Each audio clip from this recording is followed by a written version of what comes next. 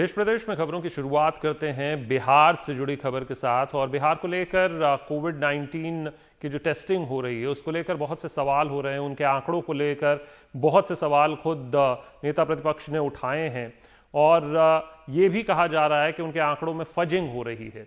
बिहार में कोरोना की बढ़ती मुश्किलों के बीच केंद्र सरकार की 3 सदस्यों वाली एक टीम ने संयुक्त सचिव स्वास्थ्य मंत्रालय लव अग्रवाल की अगुवाई में बिहार के स्वास्थ्य सचिव से मुलाकात की। राज्य में रविवार को 1412 नए मामले सामने आए और इस तरह बिहार में कुल मामले 26,379 हो गए हैं। इस वक्त बिहार में 9,602 एक्टिव केस हैं। बिहार में रिकवरी रेट 62 से ऊपर है। बिहार में अस्पतालों की हर दिन हालत बिगड़ती जा रही है और इसको लेकर नेता प्रतिपक्ष तेजस्वी यादव ने ट्वीट कर नीतीश सरकार को भी आड़े हाथों लिया है। बिहार के स्वास्थ्य मंत्री मंगल पांडे के गृह जिले सिवान के एक अस्पताल का वीडियो ट्वीट करते हुए तेजस्वी ने नीतीश सरकार की कमियों को लेकर सवाल उठाए हैं। वीडियो में लोग अस्पताल की बदइंतजामी को लेकर शिकायत कर रहे हैं।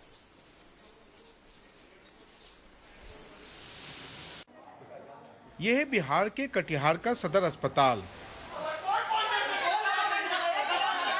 समय पर ऑक्सीजन नहीं मिली तो इस मरीज की जान चली गई। ऑक्सीजन नहीं है सदर। परिवार के लोग बदहवास हैं, शिकायत करे तो किससे और करे भी तो अब होगा क्या।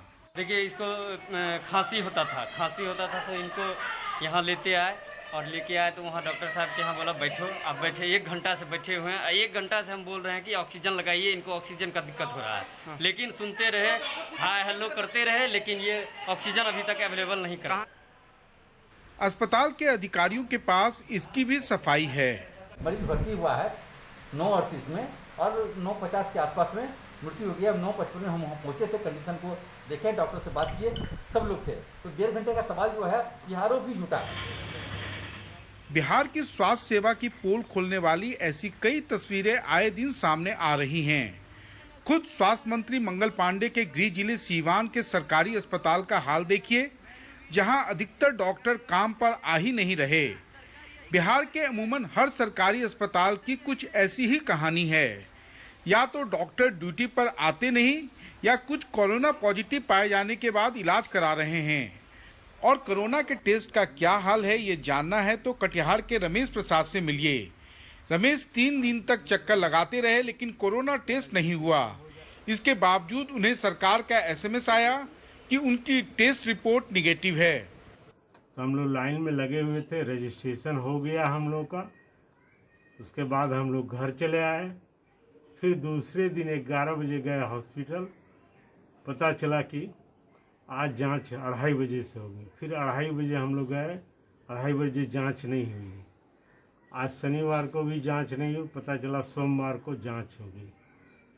इस बीच में आज मेरे मोबाइल पर सुबह 7:43 पर मैसेज आया कि आपका सैंपल कलेक्ट हो गया है, आप निगेटिव पाए गए हैं। जबकि मेरा कोई सैंपल कलेक्ट ही नहीं हुआ, तो फिर पॉजिटिव निगेटिव की कैसे, कौन सी बात है। कटिहार से श्याम के साथ मनीष कुमार की रिपोर्ट, NDTV इंडिया के लिए। ये तो ही एक बात। बिहार के कटिहार से ही एक और खबर दिखाते हैं जो आपको और ज्यादा चौंकाएगी। कोरोना की जांच के नाम पर कटिहार में एक अजीबोगरीब मामला सामने आया है। यहां 3 दिनों से कोरोना की जांच के लिए भटक रहे मरीजों को बिना जांच किए, बिना सैंपल लिए नेगेटिव रिपोर्ट दे दी गई। इस मामले के पीड़ित का कहना है कि कोरोना के लक्षण महसूस होने पर वो टेस्ट कराने के लिए कई दिनों से मशक्कत कर रहे हैं, जिसके बाद उनसे नाम और मोबाइल नंबर रजिस्ट्रेशन करवाने को कहा गया। और हैरानी तब हुई जब जांच के लिए ही उनके मोबाइल पर कोरोना रिजल्ट नेगेटिव होने का मैसेज भी भेज दिया गया। इस घटना के बाद कोरोना जांच से जुड़े लक्षण पर सवाल उठ रहे हैं।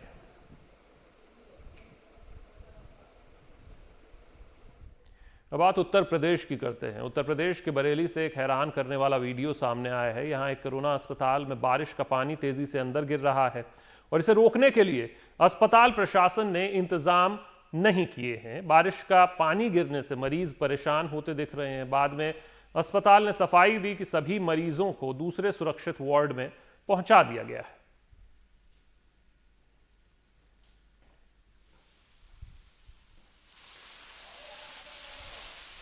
कल देर रात एक वीडियो संज्ञान में आया है ये एक निजी मेडिकल कॉलेज, राष्ट्रीय मेडिकल कॉलेज का वीडियो है।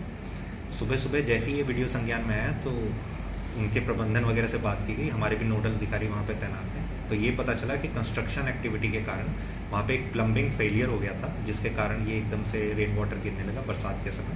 तत्काल जो है वहाँ से जितने भी रोगी भर्ती थे उनको हटाया गया और रिपेयर कल ही इसको करा के ठीक कर दिया गया। अभी स्थिति कंट्रोल है। और पुणे की बात करते हैं, महाराष्ट्र के इस युवा लड़की का ये वीडियो सोशल मीडिया पर छाया हुआ है। बताया जा रहा है कि इस महिला के कोरोना से जंग जीतकर लौटने पर उसका स्वागत उसकी बेटी और सास ने इस तरह से जश्न मनाकर किया और ये वीडियो वायरल हो गया। देखिए।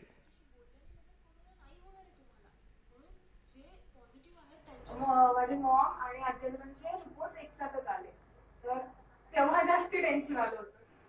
आपकी सिस्टर ने इस तरह से आपका स्वागत किया, आपको कैसा लगा उस वक्त? सर्वात जास्त सपोर्ट आहे आम्हाला, बेड्स अवेलेबल करून दिले।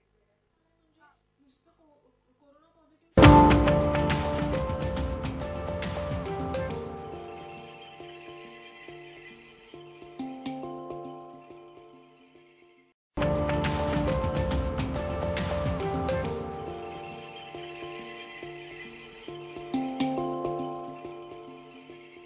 देश प्रदेश में अब खबर पश्चिम बंगाल से। पश्चिम बंगाल के उत्तरी दिनाजपुर जिले के कालागाछ इलाके में नेशनल हाईवे 31 पर कल स्थानीय लोगों और पुलिस के बीच झड़प हो गई। स्थानीय लोगों का आरोप है कि एक लड़की की गैंगरेप के बाद हत्या कर दी गई, जिसे सुसाइड की शक्ल दी जा रही है। नाराज लोगों ने NH 31 पर जाम लगा दिया, जिसे खुलवाने पहुंची टीम के साथ उनकी झड़प हो गई। आपको बता दें कि यह हाईवे कोलकाता से सिलीगुड़ी को जोड़ता है। कोलकाता से 500 किलोमीटर दूर इस इलाके में करीब 3 घंटे तक पुलिस स्थानीय लोगों को वहां से हटाने में जुटी रही, लेकिन लोग नहीं हटे। मजबूरी में पुलिस को आंसू गैस के गोले छोड़ने पड़े और लाठीचार्ज करना पड़ा।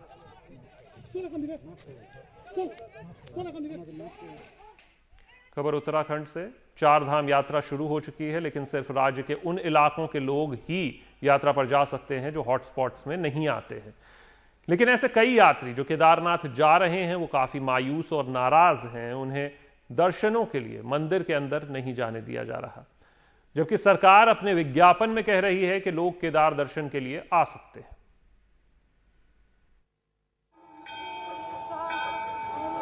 कोरोना संकट के दौर में उत्तराखंड में 4 धाम यात्रा खुल चुकी है, लेकिन अभी सिर्फ उत्तराखंड के लोगों के लिए, वो भी जो हॉटस्पॉट इलाकों से न हो। ऐसे में राज्य के कोने कोने से कई श्रद्धालु इन पौराणिक तीर्थ स्थलों में पहुंच रहे हैं, लेकिन केदारनाथ जाने वाले यात्री निराश हैं। मंदिर तक पहुंचने के बावजूद उन्हें दर्शनों के लिए अंदर नहीं जाने दिया जा रहा। अब श्रद्धालु इतनी दूर से आ रहे हैं, पैसे लगा रहे हैं, अपने भक्ति से आ रहे हैं, अपनी 18 किलोमीटर की ट्रैक करके आ रहे हैं और यहाँ पे आके भोले बाबा के दर्शन भी नहीं हो रहे। मेरे हिसाब से एक बार दर्शन करा दे, इतना ही काफी है। टच ना कराए, कुछ ना कराए, पर दर्शन तो होने चाहिए एटलीस्ट यहाँ पे। केदारनाथ पहुंचने के लिए पहले यात्रियों को ई-पास बनवाना होता है, फिर मौसम की मार झेलते हुए गौरी कुंड से 18 किलोमीटर की पैदल यात्रा कर केदारनाथ पहुंचते हैं। इसके बावजूद दर्शन नहीं हो पाने से वो निराश होकर लौट रहे हैं। हम श्री केदारनाथ धाम 18 किलोमीटर पैदल चल के गए, फिर भी हमें वहां जाकर दर्शन नहीं करने दिए गए। हमें वहां पर दरवाजे से ही वापसी कर दिया गया और हमारे पास में भी साफ लिखा था कि श्री केदारनाथ दर्शन, पर हमें दर्शन करने नहीं दिए गए। इससे हमें बहुत दुख हुआ और हमारी यात्रा सफल नहीं हो पाई। जिला प्रशासन इसके लिए कोरोना संकट का हवाला दे रहा है। मंदिर के गर्भगृह में जाने की अनुमति होती थी। इस बार जिला प्रशासन ने जो इसमें आदेश जारी किए थे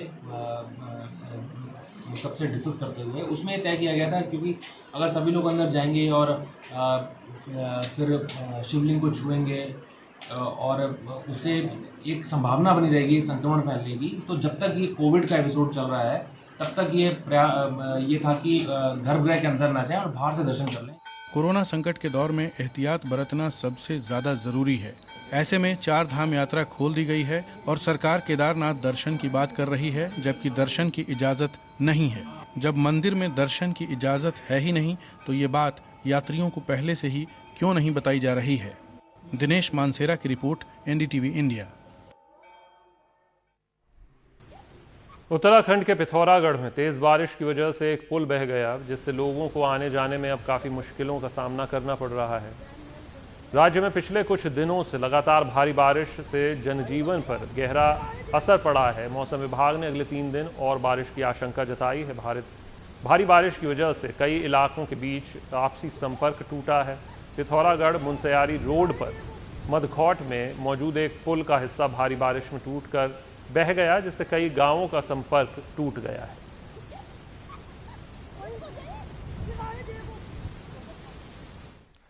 अब खबर असम से। भारी बारिश से पूर्वोत्तर के कई राज्यों में जनजीवन अस्त व्यस्त है। असम के तो करीब 24 जिलों में बाढ़ का पानी आफत बनकर आया है। लाखों प्रभावितों ने अपना घर बार छोड़कर सुरक्षित जगहों पर पनाह ली है। बाढ़ से इंसान ही नहीं, जानवर भी बेहाल है।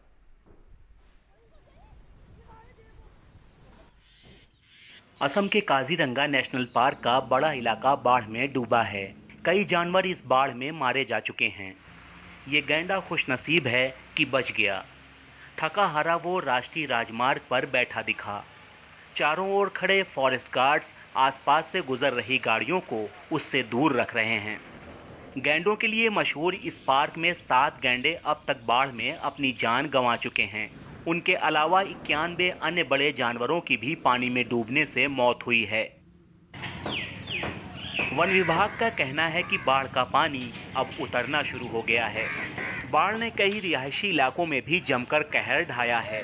हालांकि ऊपरी और केंद्रीय असम के जिलों में बाढ़ के हालात कुछ सुधरे हैं, लेकिन निचले असम में भारी बाढ़ की स्थिति बनी हुई है। बांग्लादेश से सटे धुबरी और दक्षिण सालमारा जिलों के दूरदराज इलाकों में हालात सबसे खराब हैं। यहाँ के फकीरगंज इलाके में सैकड़ों घर बाढ़ में डूब गए। कई लोग जैसे तैसे अपने घरों का जरूरी सामान लेकर ऊंचे इलाकों में जाने की कोशिश कर रहे हैं, लेकिन यहाँ भी अब ज्यादा जगह बची नहीं है। ऐसे में ये लोग जाएं भी तो कहाँ।